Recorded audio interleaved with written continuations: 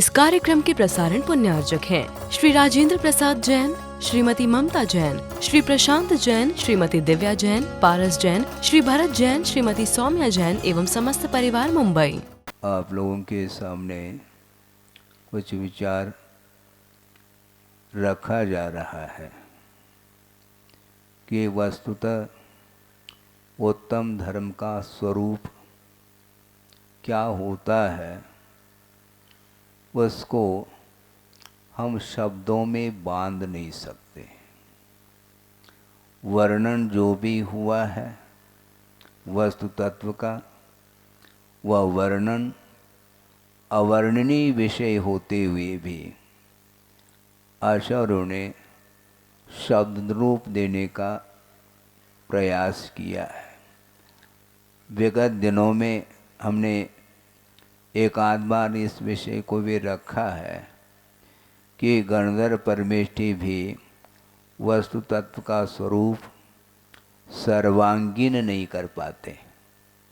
इसलिए नहीं कर पाते क्योंकि जो विषय केवल ज्ञान का विषय बनता है, उस विषय को श्रोतज्ञान के माध्यम से प्रतिपादन करना संभव नहीं है, क्योंकि शब्द सीमित हैं, शब्द संख्यात होते हैं और विषय वस्तु अनंतात्मक हुआ करती है। उस अनंतात्मक वस्तु का प्रतिपादन करना कहाँ तक संभव है, इसके उपरांत भी द्वादशांग में उस विषय को बांधने का प्रयास किया गया। स्वाध्याय के दौरान यह विषय भी रखा गया था। आप लोग बीच में खड़े ना हों, डिस्टर्ब हो जाता है। कई बार कहा है आप शांति से बैठिएगा, क्योंकि सत्य दिखाई नहीं देता है। सुनिए, सत्य देखने में नहीं आता, सत्य संवेद्य वस्तु है, संवेदन करने योग्य सत्य हुआ करता है। जो भी सत्य का प्रतिपादन होता है वह सापेक्ष होता है, ये ध्यान रखें।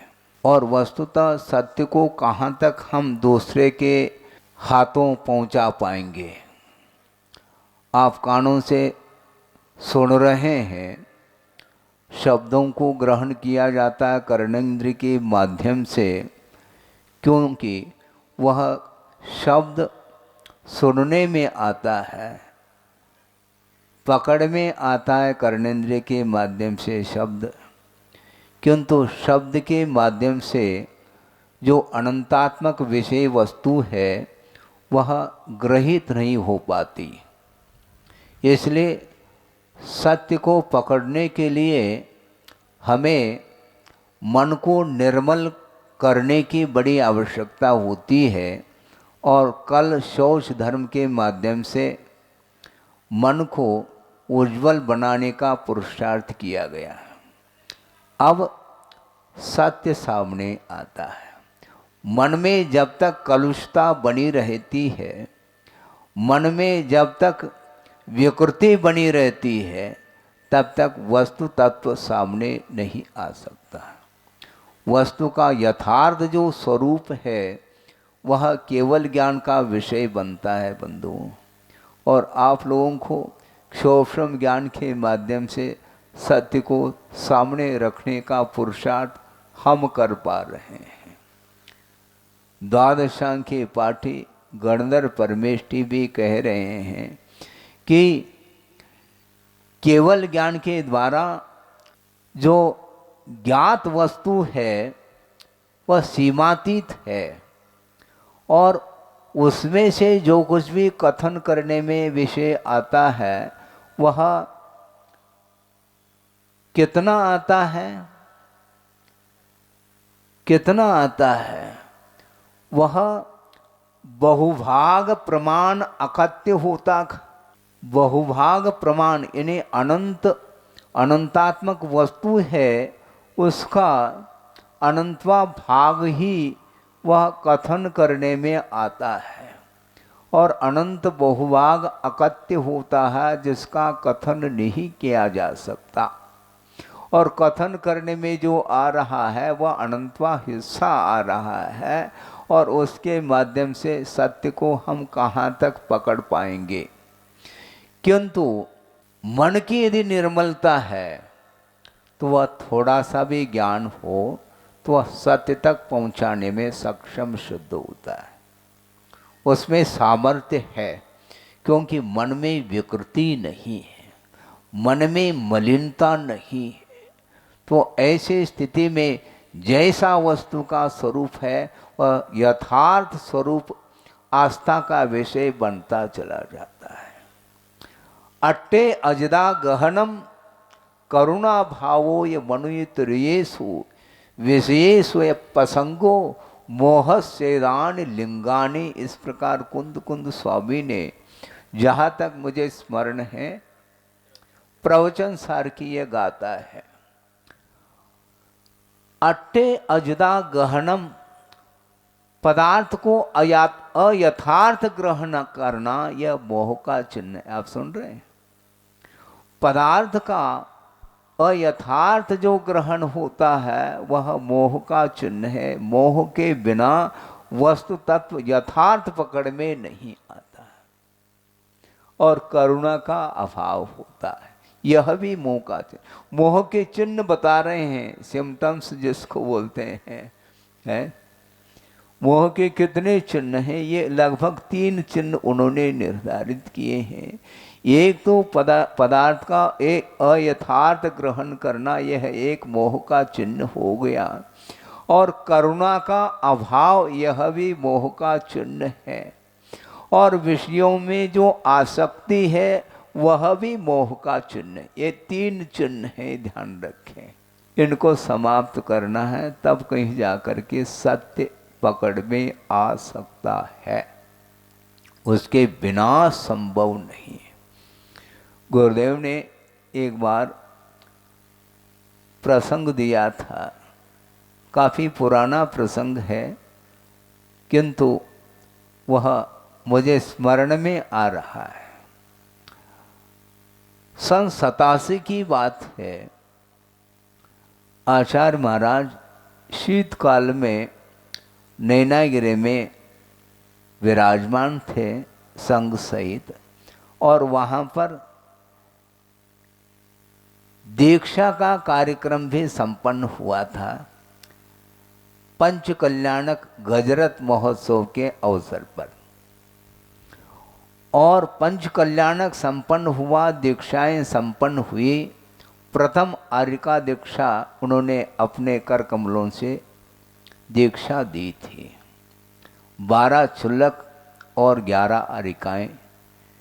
इस कार्यक्रम को करने के उपरांत वहाँ से विहार करते हुए कहाँ पर पहुँचे थे? बंडा नगर प्रवेश किया था आचार्य महाराज ने। लगभग मुझे स्मरण में है 10-20 दिन वहाँ पर मुकाम रहा, और वह प्रसंग मुझे याद आ रहा, उन्होंने दिया था।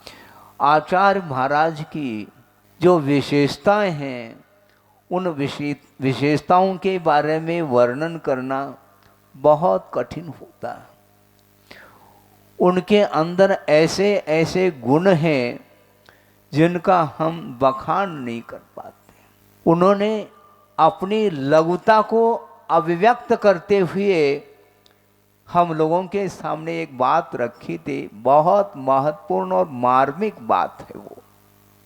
कितनी लघुता होगी उनके अंदर, इसे अंदाजा लगाया जा सकता है। उन्होंने ये कहा था कि समो शरण में प्रभु विराजमान हैं, और भव भवांतर से वैर को लेकर के जो पशु भी उसी समो शरण में देशना सुनने के लिए उपस्थित होते हैं। 12 सभाएं भरी हुई हैं, और वह क्रूरता उनकी कहाँ चली जाती है, भवांतर का वह वैर कहाँ गायब हो जाता है, बड़ा विस्मय के लिए कारण बनता है। किंतु उन्होंने ये कहा, इसमें विस्मय इसलिए नहीं है, उनके बराबर और किसी की भी वीतरागता देखने को नहीं मिलती है। इसलिए पशुओं का जीवन भी सफल हो जाता है, उनका जीवन भी सार्थक सिद्ध हो जाता है देशना को सुन करके। और गुरुदेव कहते हैं हमारे पास इतनी वीतरागता कहाँ है जो हम मानव को समझा सके। पशुओं को समझाना बहुत कठिन काम है, जिनके अंदर क्रूरता, जाति वैर है, क्रूरता है, दया की नामो निशानी नहीं है। परसेंटेज के रूप में हम देखते हैं कि बहुत अल्प मात्रा में हम लोगों के पास वीतरागता है। ये उन्होंने अपने मुख से कहा था। सोचो, विचार करो, इतनी निरीह वृत्ति के साथ वो साधना निरंतर करते रहते हैं, निरंतर राग की बात नहीं करते, वीतरागता की चर्चा करते हैं और उसमें वो साधना में रत रहते हैं। निरंतर वो विश्व कल्याण की ही बात करते हैं, राग की कोई चर्चा नहीं करते। इसके बावजूद भी अपने आप को ऐसा लघु महसूस करने, मैं क्या कर सकता हूँ, मेरे अंदर वीतरागता सीमित मात्रा में है, इसलिए मेरे उपदेश के माध्यम से, मेरे संकेतों के माध्यम से कोई चलता है, बहुत इसमें उसमें होता है, मैं कर क्या सकता हूँ। हमें ऐसा लगता है कि उनकी दृष्टि कहाँ चली जा रही। देखो, हालांकि निमित्त का अपने आप में बहुत बड़ा प्रभाव पड़ता है, इसके उपरांत भी उनकी दृष्टि उस ओर जा रही है। बड़े बड़े जो साधक होते हैं उनका प्रभाव भी जब नहीं पड़ पाता, जिसका उपादान तगड़ा नहीं रहता है, तो मेरा उपदेश कैसे प्रभावकारी सिद्ध हो सकता है। लेकिन उनकी दृष्टि उपादान की ओर नहीं जा रही है, अर्थात सामने वाले का उपादान नहीं है, मैं क्या कर सकता हूँ ऐसा नहीं कह रहे हैं वो, किंतु मेरे भीतर ही वह क्षमता कहाँ है, मेरे भीतर वह उतनी मात्रा में वीतरागता कहाँ है जो हम सामने वाले को धर्म की ओर अग्रसर कर सके। ये उनकी विशेषता थी, क्योंकि उनका ये कहना है सत्य का साक्षात्कार करने के लिए वीतरागता की बड़ी आवश्यकता है। बिना वीतरागता के सत्य का साक्षात्कार होना संभव नहीं है, और सत्य को शुद्ध नहीं किया जा सकता, ये ध्यान रखे प्रत्येक व्यक्ति। सत्य शुद्ध नहीं किया जा सकता, अपने आप में वह शुद्ध है, जो शुद्ध नहीं है उसको शुद्ध किया जा सकता है। जो अपने आप में शुद्ध है उसको क्या शुद्ध करना। किंतु संसारी प्राणी, सत्य तो बहुत दूर की बात है, असत्य को भी सत्य सिद्ध करने के लिए हजार असत्य का आलंबन और लेना पड़ता है उसको। सोचो, विचार करो, क्या सिद्ध करना चाहता है। असत्य को सत्य सिद्ध करने के लिए वो उतर रहा है, किंतु आचार्य कहते हैं ये ठीक नहीं है। जो असत्य है वह असत्य ही रहेगा, और जो सत्य है वह सत्य ही रहेगा। उसके लिए हमें ज़्यादा श्रम करने की आवश्यकता नहीं है, क्योंकि वीतरागता के माध्यम से ही सत्य पकड़ में आता है। रागी की दृष्टि में सत्य आ ही नहीं सकता, क्योंकि यथार्थ वस्तु जो पकड़ में आती है तो मोह के अभाव में आती है, ध्यान रखो। इसलिए कुंद कुंद स्वामी ने अट्ठे अजदा गहनम कहा। पदार्थ का जो अयथार्थ ग्रहण करने का भाव है उसी का नाम मोह कहा है। व्यक्ति जैसा वस्तु का स्वरूप है उस प्रकार ग्रहण करने के लिए वह अपने आप को वह स्वीकार नहीं करना चाहता। जो जैसा स्वरूप है उसको उस रूप में स्वीकार करने के लिए वह पीछे हटता है। ऐसा क्यों होता है महाराज? क्यों? फिर पूछने लगे क्यों होता? यही तो मोह का स्वरूप है। मोह के पर्दे में वह सत्य दिखाई नहीं दे सकता। बाहर सत्य है किंतु बीच में मोह का पर्दा आया। कैसे देखेंगे आप मुझे बताओ? देख सकते हैं? नहीं दे सकते। इसलिए सोचो, विचार करो। हमने सोचा कि गुरुदेव कितने लघु बनना चाह रहे हैं, जबकि वो गुरुतम हैं। इसके उपरांत भी वो अपने आप को लघु बनना चाह रहे हैं, क्योंकि लघु बने बिना गुरुता नहीं मिल सकती। ये निश्चित बात है। लघु बनना सीखो, गुरु बनना चाहते हो तो। वस्तुतः संसारी प्राणी बड़ा तो बनना चाहता है, किंतु बड़प्पन नहीं छोड़ना चाहता।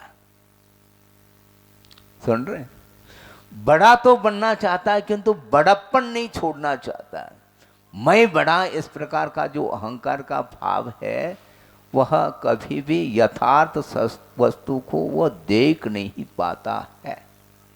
एक छोटा सा प्रसंग आपके सामने रखूं कि पुल पर से हाथी जा रहा है।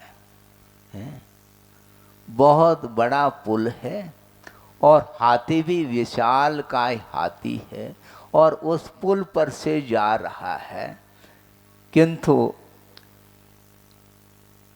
उस हाथी के पीठ पर एक मक्खी बैठी है। सुन रहे हैं आप? उस हाथी के पीठ पर मक्खी बैठी है और वह सोच रही है। हालांकि मक्खी असंगी है, फिर भी काल्पनिक यह विषय है, रूपक है, दिया है साहित्यकारों ने। व्यंग देखो इसमें। हाथी विशालकाय हाथी पुल पर वह मस्ती की चाल से चल रहा है और उसके पीठ पर मक्खी बैठी है और वह सोच रही है। वस्तुतः मेरा वेट बहुत बड़ा हुआ है, क्योंकि इन दिनों में गुड़ के ऊपर जाकर के बैठती हूँ और उस गुड़ का सेवन करती हूँ। इसके कारण ही मेरे अंदर इतना बल आया है और वह हाथी के लिए कह रही है। क्या कह रही है? वो ये कह रही है, तुम थोड़ा चलना बंद कर दो ताकि मैं उतर करके जाना चाहती हूँ। क्यों? ये जो पुल हिल रहा है ना, कि कहीं मेरे वेट के कारण ये पुल धराशायी न हो जाए। वो हाथी के द्वारा पुल हिल रहा है, क्या मक्खी के द्वारा पुल हिल रहा है, इसको कौन जान सकता है? मुझे बोलो। इसको बोलते हैं अट्टे अजदा गहना। पदार्थ का यथार्थ ज्ञान जब तक नहीं होता तो वस्तु तत्व का स्वरूप पकड़ में नहीं आता। ये अहंकार की चरम सीमा हो गई बंधुओं। मक्खी के पास कितनी क्षमता है। हाथी फूंक मार ले, अरे बिना फूंक मारे ही वह हाथी को देख करके ही वह उड़ सकती है। किंतु इस प्रकार की एक अज्ञानता, इसी को बोलते हैं। वेट है हाथी के पास, वेट लेस है मान लो तो कोई अन्योक्ति नहीं है। और हाथी के द्वारा पुल हिल रहा है, क्या मक्खी के द्वारा हिल रहा है? इसकी समीक्षा कौन करेगा? मुझे बताइए आप। कौन करता है? कोई नहीं कर पाएगा। जो अहंकारी व्यक्ति होता है वह कभी भी सही सही वस्तु तत्व की समीक्षा नहीं कर सकता, क्योंकि अहंकार बीच में आया हुआ है। इसलिए सोचता है मेरे से बढ़कर के और कोई भी बलवान व्यक्ति नहीं है। यह बल का अहंकार माना जाता है, शूरवीरता का अहंकार माना जाता है। किंतु इसको मैं जैसे ही पढ़ा हमें भी हंसी आ गई कि देखो किस प्रकार व्यंग लिखा है लिखने वालों ने, और ये हकीकत है तभी तो लिखा जा रहा है। संसार में यही घटनाएं, इसी प्रकार की घटनाएं घटित होती हैं जो कि हम और आपके लिए विस्मय में डालने वाली ये घटनाएं होती हैं। और संसारी प्राणी यही सोचता है मेरे सामने और कोई शक्तिमान व्यक्ति नहीं है, इस प्रकार उसकी धारणा है। और विपरीत धारणा का ही एकमात्र परिणाम इस ढंग से निकलता है। इसलिए सत्य को सुनो नहीं, सत्य का प्रयोग करो। सत्य का प्रतिपादन अनंत काल से हम करते आए हैं, इसके उपरांत भी असत्य का साथ देते आए हैं, इसलिए संसार ज्यों का त्यों बना हुआ है। अभव्य भी देशना देता है। गुरुदेव ने कहा था अभव्य भी देशना देता है जनलिंग को अंगीकार करके, और यथार्थ वस्तु तत्व का वह प्रतिपादन कर रहा है, इसके बाद भी सत्य के प्रति आस्था उसकी नहीं है। फिर क्यों प्रतिपादन कर रहा है महाराज? प्रतिपादन इसलिए कर रहा है, इसके माध्यम से उसका टारगेट कुछ अलग ही बना हुआ है। कुंद कुंद स्वामी इसके लिए भी बता रहे हैं, अभव्य जो ग्रहण करता है, जिनलिंग को अंगीकार करता है, वह केवल भोग निमित्तम सद्दहदी, पंचेंद्रिय के भोग के लिए वह जिनलिंग को अंगीकार करता है। क्यों करता है महाराज? क्योंकि वर्तमान में उसके लिए भोग संपदा पर्याप्त मात्रा में नहीं मिल रही है, इसलिए उसने सोचा अब भोग के लिए क्या करें, जिनलिंग को अंगीकार कर लें और इसके माध्यम से स्वर्गीय संपदा को लूट लें। सोचो विचार करो। हाथ में एक लड्डू है, वह छोड़ने के लिए तैयार है। क्यों? उत्तम त्याग। क्यों? वो छोड़ क्यों रहा? त्याग की भावना जागृत हुई है क्या? नहीं, एक लड्डू के द्वारा पेट नहीं भरेगा, इसलिए उसकी जो आसक्ति है, उस आसक्ति के कारण वह एक लड्डू को छोड़ना चाह रहा है, क्योंकि 10 लड्डू की चाह है। 10 लड्डू मिले इसलिए वह एक लड्डू को छोड़ने के लिए तैयार होता है। इसका नाम उत्तम त्याग नहीं बंधु। त्याग के दिन और कुछ विषय रखना है।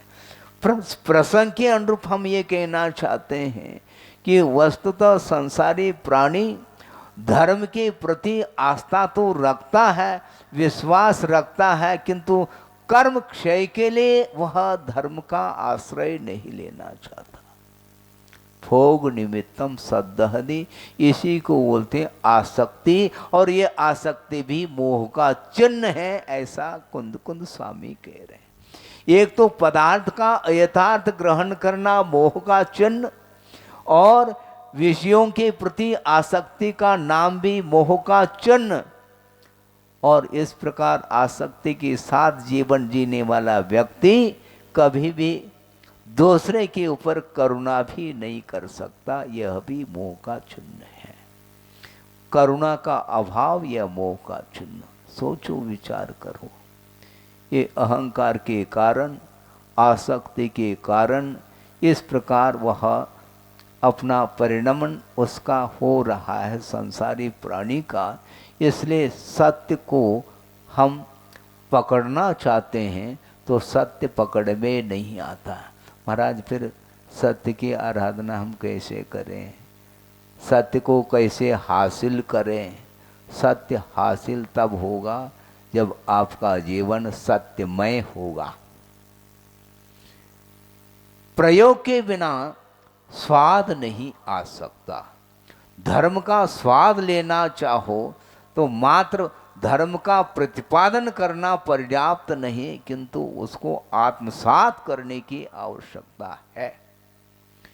इसलिए सत्य धर्म के लिए आपके सामने एक गाथा हम रख रहे हैं कि पर संतावय कारण वयनम मोतून सपर हृद वयनम, जो वदति भिक्खु तुर्यो तत्सदु धम्मो हवे सच्चम कहा। कुंद कुंद स्वामी ने सत्य किसको बोलते हैं? पर संतापक कारण जो वचन है, यानी दूसरे को संताप पैदा करने वाले जो वचन हैं, उनको छोड़ करके ऐसे वचन बोलता है श्रमण जो स्वपर हितकारी होते हैं। वचन अपने हित के लिए और दूसरे के हित के लिए कारणभूत जो वचन होते हैं, उन वचनों का आधार लेने वाला जो श्रवण है, उसके पास ही उत्तम सत्य धर्म रह सकता है, अन्यथा संभव नहीं है। संसारी प्राणी बोलता तो है, किंतु दूसरे को संताप पैदा हो जाए इस प्रकार के वचनों का प्रयोग करता है। तो इस प्रकार के प्रयोग करने वाला जो व्यक्ति है, उससे कोसों दूर रह जाते हैं। क्यों? कौन? जो कल्याण करना चाहता है, उसके लिए इस प्रकार के वचनों को सुनने की कोई आवश्यकता नहीं है। बंधु, वचन उस प्रकार के बोलो जो स्वपर हितकारी हो, अपना भी हित हो जिन वचनों के द्वारा, और पर का भी कल्याण हो, हित हो। इस प्रकार का वचन बोलने के लिए आगम में उल्लेख है। गुरुदेव ने एक बार बात कही थी, उसको भी आपके सामने स्पष्ट शब्दों में रखना चाहता हूँ। वह ये है, गुरुदेव ने ये कहा था कि आगम में सत्य बोलने का प्रावधान नहीं है। महाराज, ये आप क्या कहना चाह रहे हैं? जल्दी मत करो और दोहरा, पूरा थोड़ी बोला हमने, जल्दी क्यों करते हो? उतावल मत हो जाओ। गुरुदेव ने ये कहा था कि आगम में सत्य बोलने का प्रावधान नहीं है, किंतु असत्य नहीं बोलने का प्रावधान है। सत्य बोलने का प्रावधान क्यों नहीं है महाराज? इसका उत्तर दे रहे हैं हम। क्योंकि जो साधक बोलना नहीं चाहता, गुप्ती में लीन होना चाहता है, अखंड मौन धारण करके जो साधना करना चाहता है, उसको बोलने की कोई आवश्यकता नहीं। बोलने की आवश्यकता हो तो भाषा समिति के अनुरूप बोलो, पर्याप्त है। सत्य बोलने का प्रावधान नहीं, किंतु असत्य नहीं बोलने का प्रावधान है। किंतु संसारी प्राणी पग पग पर, कदम कदम पर, पल पल वह असत्य का सहारा लेता है और सत्य को प्राप्त करना चाहता है। न भूतो न भविष्यति।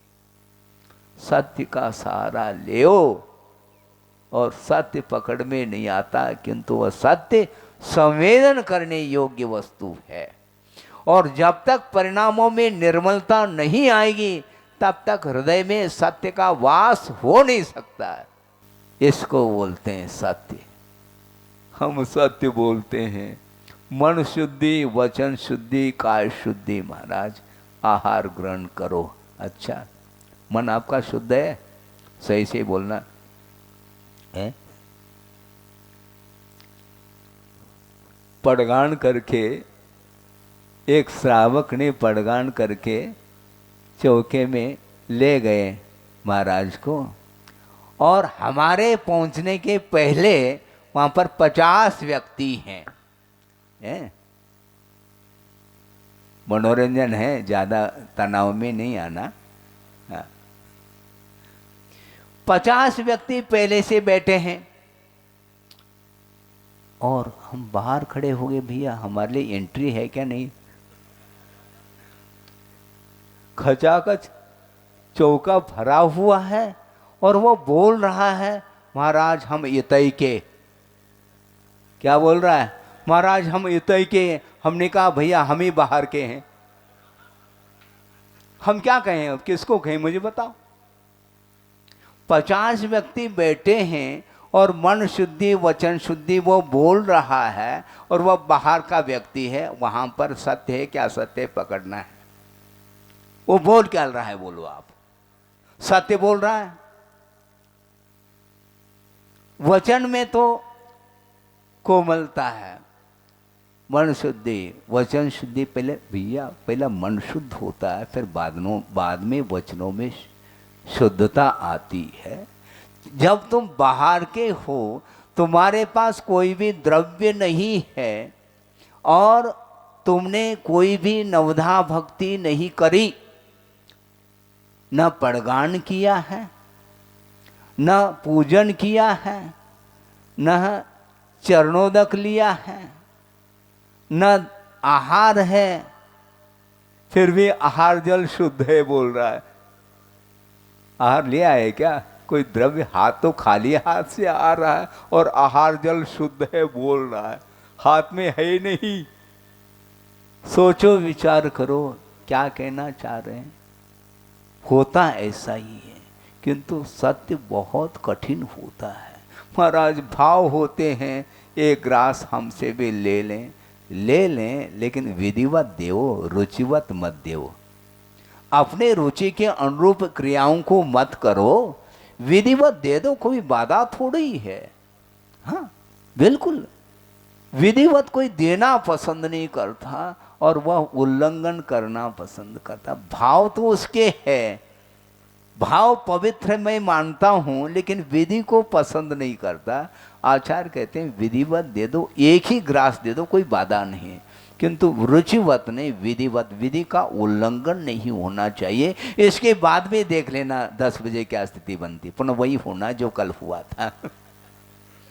वो तो है, अब उसको क्या कहा जाए, फिर भी प्रसंग के अनुरूप कहना आवश्यक समझता हूं, इसलिए कह दिया है।